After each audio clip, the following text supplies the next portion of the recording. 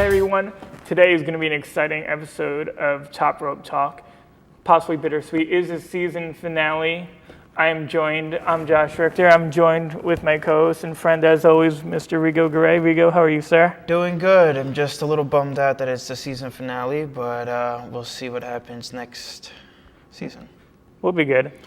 We have a loaded show today. Last night's Raw was, I thought, a pretty great episode. It was a loaded episode, which makes our show pretty loaded today.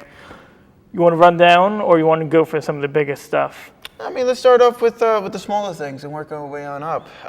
Let's start off with how Raw started off with Ambrose and those two hobbits of the Authority members, J&J. That was amazing. That was, I loved it. Oh, yeah.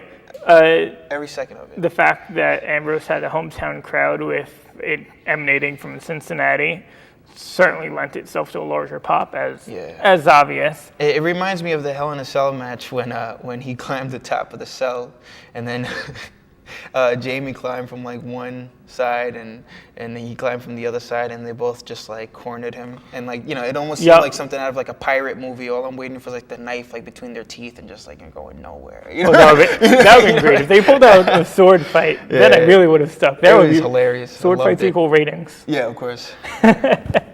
Another cool moment back on last night was the reunion of Rowan and Harper, Eric Rowan and Luke Harper. Good. Being back together. What I did not like is the fact that they went over, and they literally noted this on commentary, in 34 seconds is what Eric Rowan beat Fandango in. Yeah, that's true. Well, it is Fandango. Yeah, but was a squash match like that necessary? Yeah, you're right. I am kind of happy that they are back together, because like I feel like when they split up, it kind of let Luke, and I'm a huge Luke fan, so it let Luke kind of branch off and win the IC title, and he got involved in these other great matches, whatever.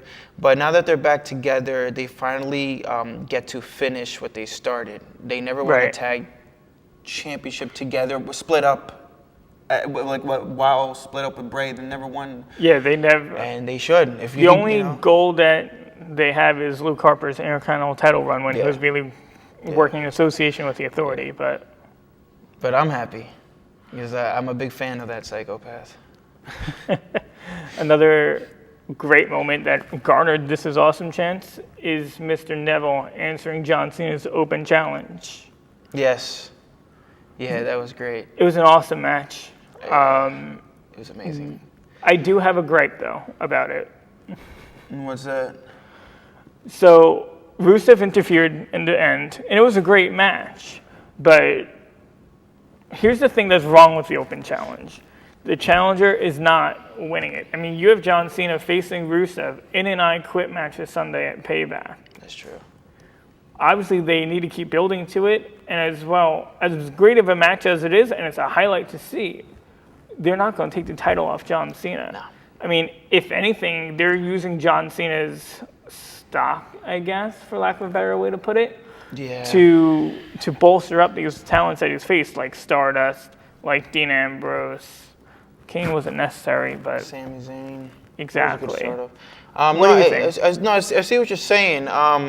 It makes it so damn predictable. The fact that that every week someone's gonna lose to Cena. And I get it, they're trying to build it up, but that's not really working. It shouldn't have gone this long. And I'm guessing they're just probably running out of gimmicks for Cena. You know what I mean? I guess they're running out of story for Cena, for him to just be beating people like every week. And we'll get to the Payback predictions later on. I do have another thing about the match, but we'll cover that in a little bit. So Tamina went over Brie with a super kick.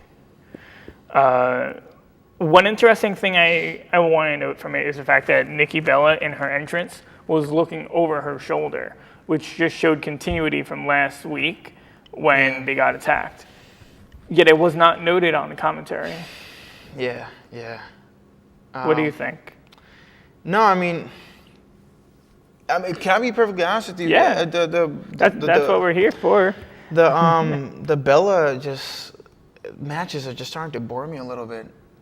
And it's just like, their former feud was great, and then they just squashed that, and now they're just like, sister power and all that jazz. And it's just like I'm just getting bored of it after a while. So Another interesting thing. So for what they did not mention on commentary with Nikki looking over her shoulder, JBL said someone evened the score against the Bellas. I wrote that quote down.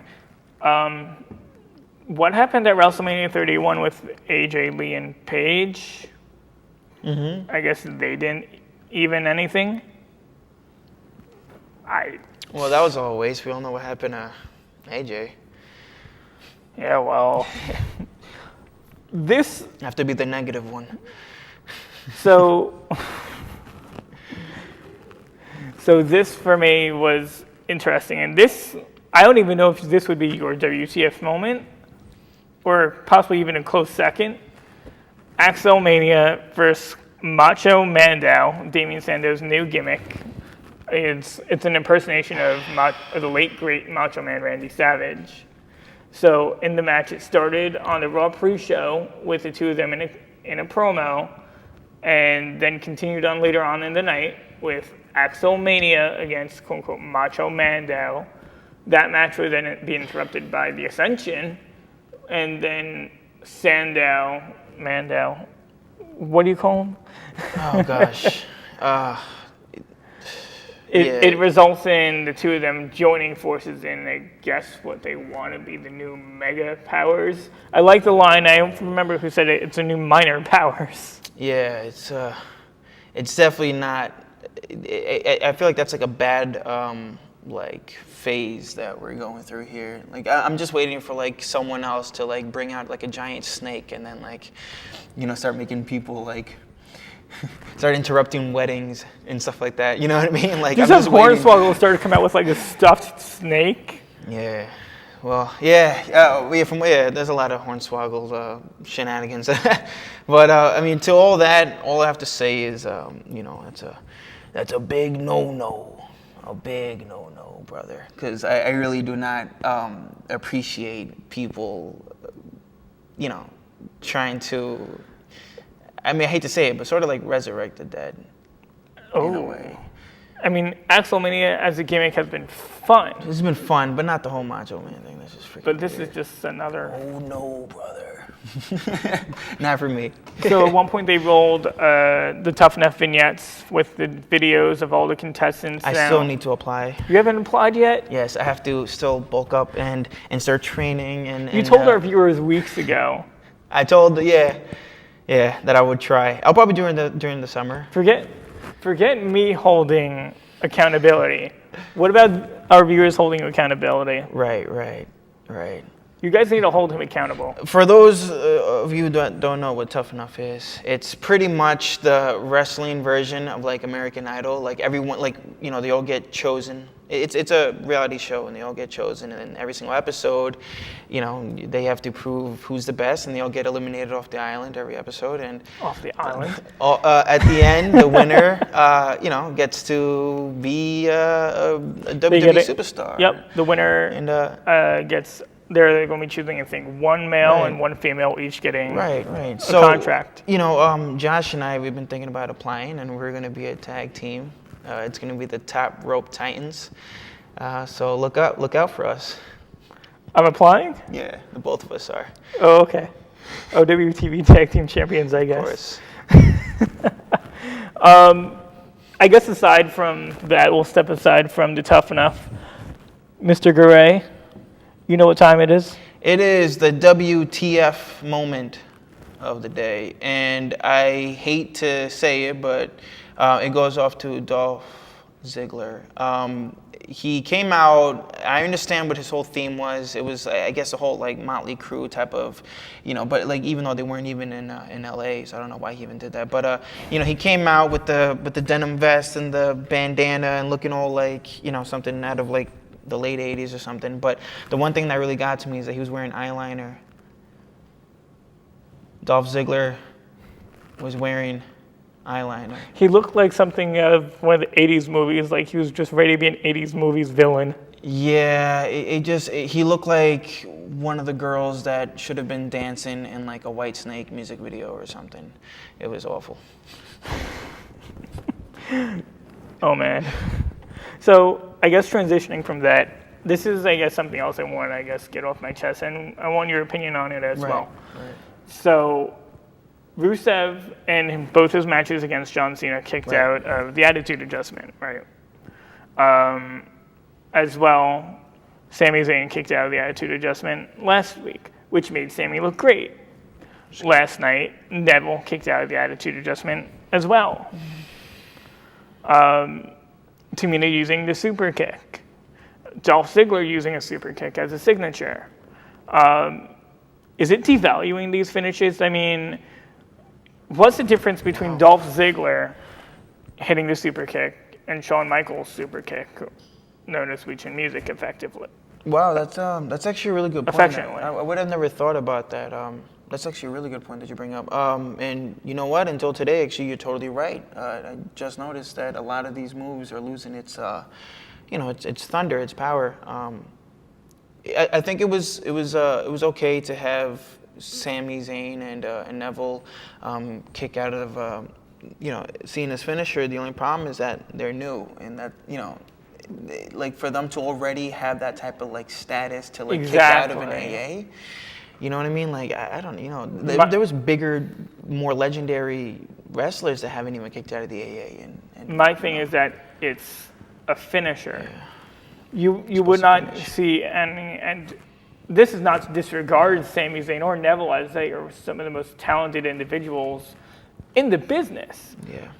But what would it be like, say, if they kicked out of a Stone Cold Stunner or no Rock one Bottom? Would ever kick out of the Stone. John Cena is effectively that same role. It is. He's the face. He's the face that Austin and Rock were back in the day. I mean, what it is that I feel like it's getting old. I feel like it's cheap thrills for like a good match, pretty much, to like have like someone kick out of like a big like move or whatever, and it's like how many times have you guys have to use this? Right. And it's just, can we please use something else to build up the suspense for ending a match? And for the whole super kick thing, to be honest with you, Josh, that is my favorite move of all time, is Sweet Chin Music. Shawn Michaels has been my favorite since I was a kid. There we go. And it's been my number one. When I used to play the video games when I was a kid, that was each time I created a character, that was always my finisher. But it was always my thing. I love the super kick. So, if it's being introduced to other wrestlers, and hey, enjoy it, in my opinion. We'll see what happens. I mean, I hope finishers still continue to maintain what they are, but yeah. I guess digressing. I guess we agree that we need another Stone Cold Stunner, and then like to just end things. If one of these days, if I'm getting up off this set and you give me a stunner, you never know. Top Rope Talk might get a little crazy next season. So. Oh man, he's turning heel on me. Great. One of the biggest stories coming out of Raw: Daniel Bryan relinquishing the Intercontinental title, which I know for me, you being a fan, yeah. For you, it felt very much like Edge. Yeah. In his retirement. Oh yeah. What are your thoughts? Is it like, do you think it's fully official, or what do you think? Like, he said he doesn't know when he'll be able to return, if ever. Yeah, I think he's done.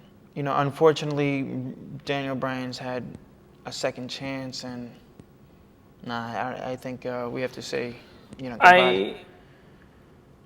I got into Daniel Bryan as Bryan Danielson in Ring of Honor when he was wrestling on the Indies, and it's hitting me possibly a little bit harder, similar to Edge. I mean, these are guys, you and I, we're in our mid-20s. We've grown up watching these guys, so. Yeah, it's and to see the fact that this, for anyone that says this professional wrestling business that Rigo and I love is fake, it's not. This is a prime example of it not being fake, but. Yeah, you try falling off a ladder into a table. You can't fake that. The storylines may be fake or whatever, but these injuries are real. But we'll get to, that's another story for possibly even next season you and I would cover. Real quick, because we're short on time, we'll run down literally line by line the Payback predictions because we don't really have time to discuss it. I think we covered more important stuff. Axxi Mania and Mandel against the Ascension. What do you think? It's just a freak show. I mean, fair enough. Cena Rusev, I Quit match. It's a recycled match, but we'll see what happens. I love I Quit matches. What's your pick? Who's your pick? Rusev. Rusev. It's always been Rusev. I think Rusev needs it. He's lost to Cena twice, but that's that. King Barrett versus Neville. I really like Neville, and like I said, I'm all for the underdog. I love. So your pick is Neville. But yeah, what about you? I think Barrett only because Neville went over last month, and I think they're building a good thing going with them. He lost the King of the Ring, though. It's more the reason why he. Well, in that case, I guess it's their rubber match. We'll see. Dolph Ziggler versus Sheamus, the returned Sheamus. I'm guessing Sheamus only because they're gonna try to build him up as like the power heel. I'm gonna oppose you only because I like how they've been building Ziggler, getting his butt whipped this whole time. New Day against Kid and Cesaro for the tag titles. New Day. I'm gonna have to go with New Day, definitely. I hope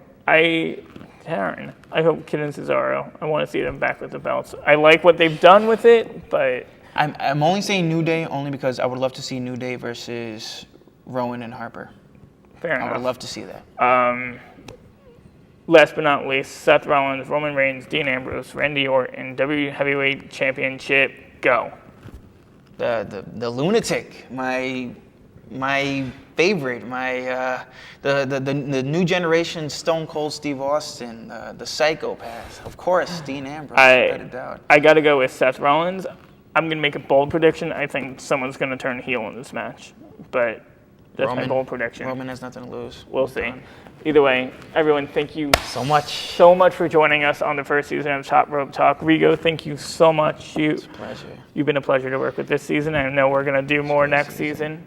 And thank you, everyone, for watching here on Top Rope Talk. I'm Josh Richter. Rigo Garay. Have a good one.